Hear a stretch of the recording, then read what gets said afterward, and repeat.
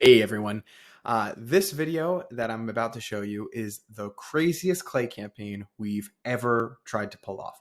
And to just get right into it, the basic message that we want to send everybody is we want to send, hey, I saw your recent LinkedIn post. I did some research on your company, and it looks like you sell to these job titles. Do these three leads look like they would be good prospects for you? And if so, if three leads isn't enough, would you want to hop on a call and I could build you a list of 5,000 prospects for free because my agency will do that for people that we first want to get in contact with. And so I'm going to show in this video how we pull off that email.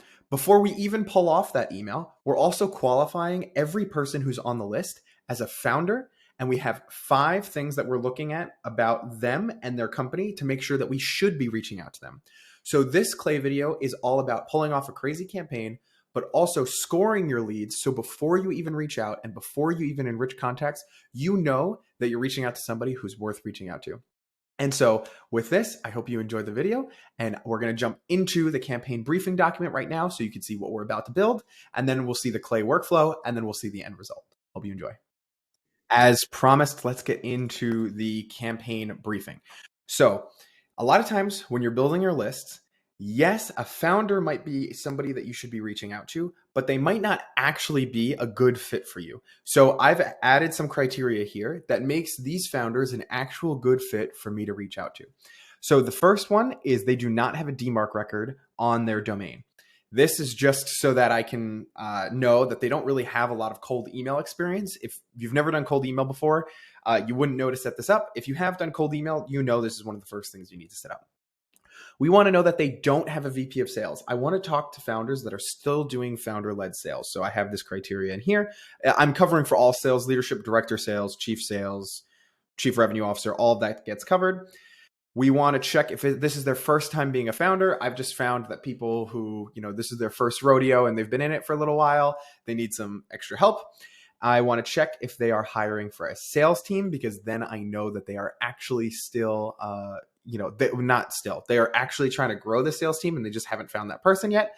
And I need to determine if they are a B2B company. In our workflow, we actually start with the B2B, and I just listed it last. But anyway, so what we have here is our table. Let's just let the Loom video load. And so this is our first clay table where we're going to qualify all of our leads. So I'll show you how we add data to this part of the workflow. It's super, super simple. But basically, this is the workflow. We use a filter to check how many times they've listed themselves as a founder on their experience. And if it's more than once, then they don't qualify for the campaign, because we want them to be a first-time founder. So this is just filtering the titles and how often they mention founder in their titles. And then we've got a couple of other things going on here as far as cleaning up the formula. Again, here we're just making sure that they haven't been a founder at multiple companies. Then we get this count. And then I have this formula set up that if they are a first-time founder, we get this true signal down here. And so now I know that they are a first-time founder. These people, we can keep going. Then we want to find out, do they have any VPs of sales on their team? And so all we did was we used their company URL and we looked to see if there's any vice president of sales or any titles that fit the criteria over here. If this is empty, that means they don't have a VP of sales. For instance, Gordon Bell is the VP of sales for Test Assured. So we know they have a VP of sales. I could probably still reach out to them, but not in this campaign because we're going to totally block them out. Then over here, we're using AI to determine if the company is a B2B company or a B2C company. I have no business selling to B2C companies. I want them out. This is for example purposes. If I actually run this, when I run this, I didn't put all this work in to not run this. When we run this, I'm going to move this up so that we know that they're a B2B company before any of these things. Now, this is the first time I'm using what's called a waterfall data enrichment inside of Clay. And so if you're not familiar with the platform, a waterfall data enrichment allows me to check multiple data providers for the same thing. So here is where I'm checking to see if they have any sales positions that they're hiring for. So first we check a data provider called Predict Leads. Then we're going to check Google Jobs, which is scraping everything the same way Google is. And then we're going to check LinkedIn Jobs as well. And if we find any open jobs, we'll get a number over here. So we know that they're hiring for a sales team. And so if you look at the predict leads output over here, we can see, oh, they're hiring for a director of sales. Perfect. This is a perfect person that I want to reach out to. We've checked all three of these data providers so that we can get as good of a match as we can possibly get. Then finally, we're going to do our technologies found with built with. You can use built with to check if somebody has a DMARC record extremely easily. You literally just put in the website, check if they have a DMARC record.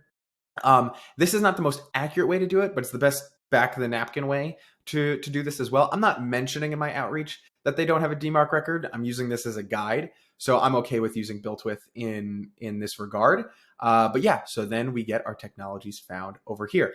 And if I wanted to add any more leads to this table, see we have 2,500 leads in the table. All I would have to do is click this import and then hit find people from LinkedIn. And then I would be able to add these people to this same exact table where I would just delete our comma separated list up here. And I would just select all and just delete it all.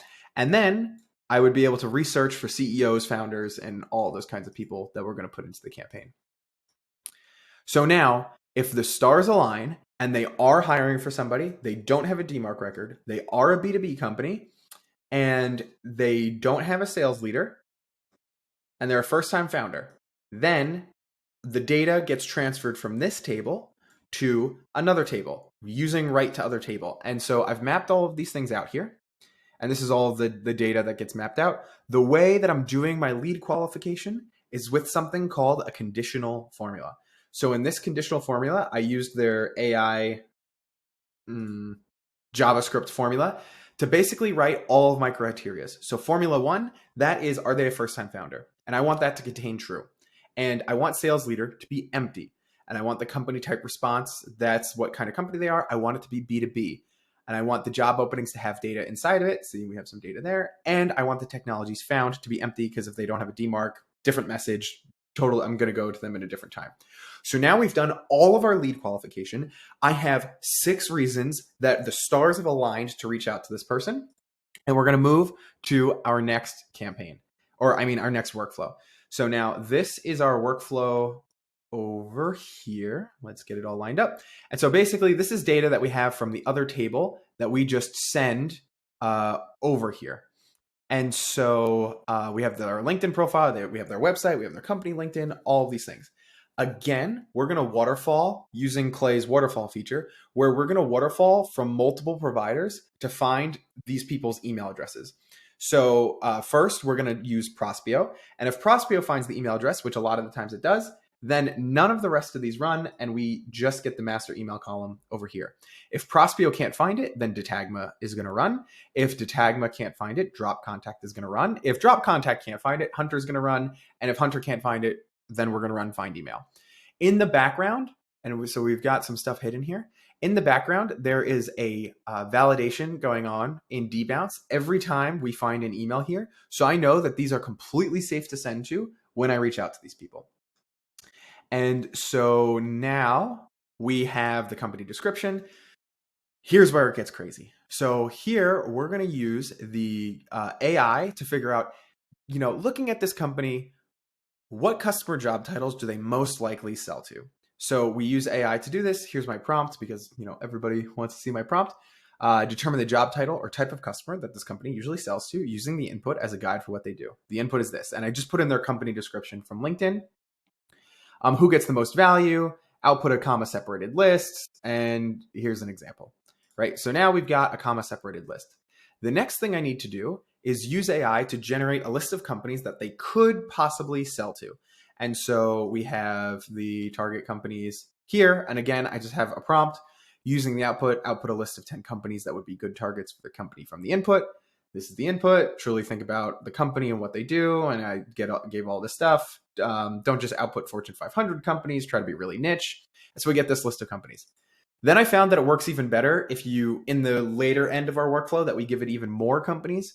So then I ran the same AI prompt, but then I told it to exclude companies that were already listed. So we get even more companies to pick from.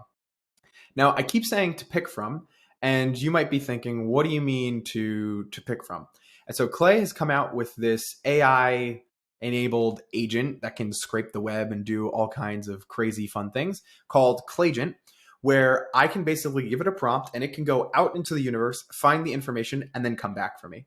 So basically what we've done to prompt it is we've said, hey, using the inputs, find 3 LinkedIn profiles that fit the search criteria. And then I give it a lot more stuff. Here's the search criteria. Job title, search 1, and then the target company's response. So I'm saying, considering these job titles, I want you to find people with those job titles at these companies.